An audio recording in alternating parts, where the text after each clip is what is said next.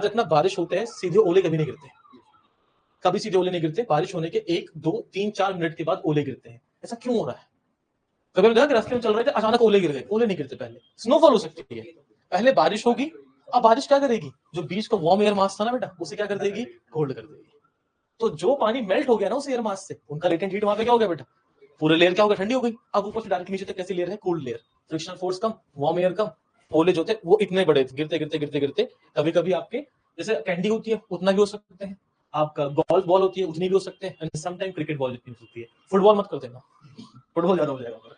तो मतलब इनका जो साइज हो सकता है वो रिलेटिवली इतना हो सकता है, इतना हो सकता है और इतना हो सकता है। इससे बाहर कर दोगे तो समझ लो कि जियोस्टॉर्म आ गया फिर।